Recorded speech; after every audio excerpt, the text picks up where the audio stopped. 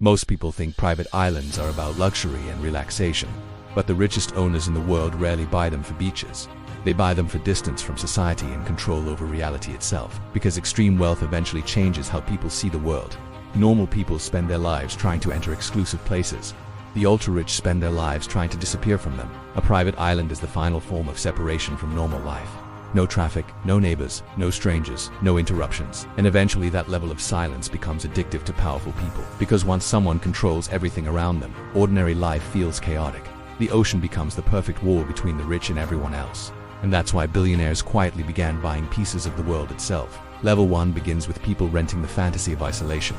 Luxury resorts create the illusion of owning a private paradise. Maldives villas, Caribbean beaches, and floating breakfasts dominate social media because modern luxury is designed to look unreachable online. Influencers don't sell comfort when they visit these islands.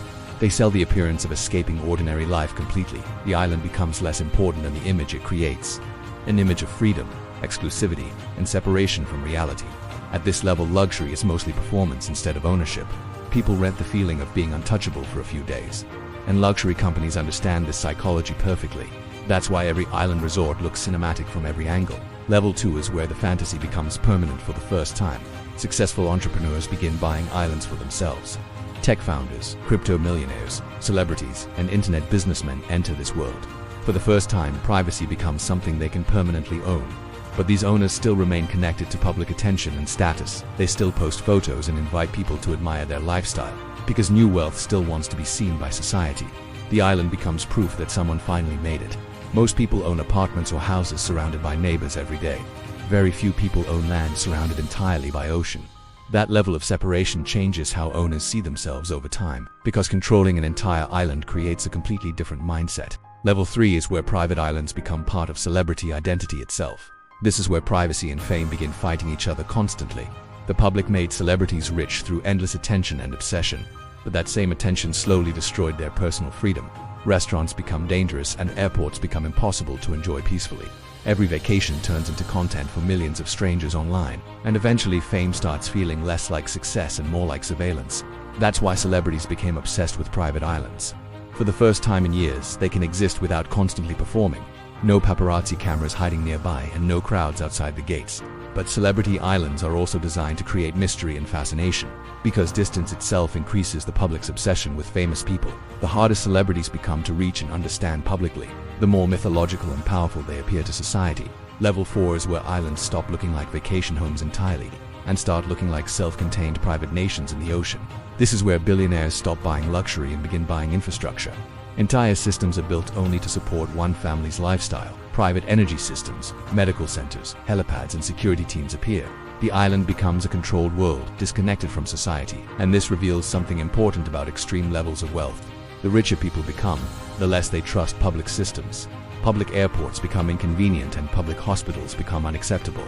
So billionaires slowly begin replacing society piece by piece. Private jets replace airlines and private chefs replace restaurants completely. Eventually, private islands begin replacing cities themselves, because cities require compromise with strangers every single day. But a private island removes compromise completely from life. Level 5 belongs to old money families and generational dynasties. This is where visibility almost disappears from the modern world. Unlike new wealth, old money avoids public attention completely, because old money understands that visibility creates vulnerability. The richest people in the world are often the hardest to find.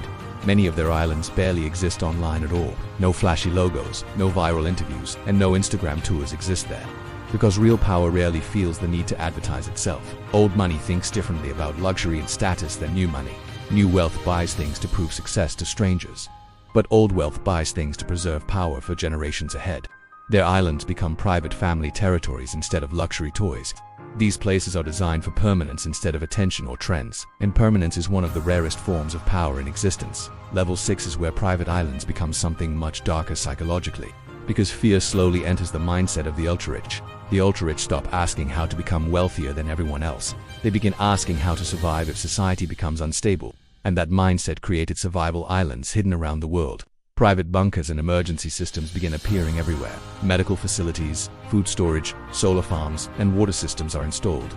Some islands are specifically designed to survive global collapse scenarios. Economic crashes, pandemics, political instability, and social unrest become concerns. Because extreme wealth eventually creates extreme paranoia about the future, the island stops functioning as a paradise for vacations anymore, and starts functioning as insurance against uncertainty itself. At this level, luxury transforms into long-term survival strategy completely, because powerful people fear losing control more than losing money. Level 7 is where islands stop functioning like private property entirely, and begin operating more like sovereign territories beyond society. This is the world of billionaires, royalty, and political elites. People operating at a scale most humans never witness directly. Massive ports, private airstrips, surveillance systems, and military-grade security appear.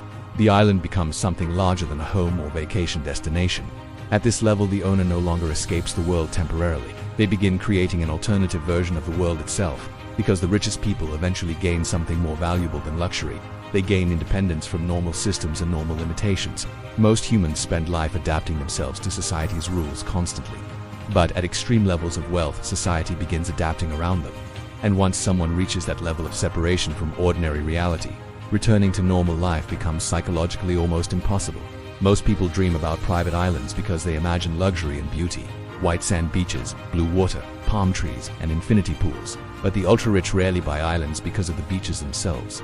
They buy them because distance has become the ultimate luxury. Distance from crowds, cameras, governments, and public expectations entirely. Because eventually, wealth stops trying to access the world, and starts trying to leave the world behind forever. That may be the strangest truth about extreme wealth itself. The richer people become, the smaller their worlds slowly grow, until their entire reality exists on a tiny island in the ocean. A private kingdom floating alone in complete silence and separation. Far away from ordinary life, and everyone still trapped inside it.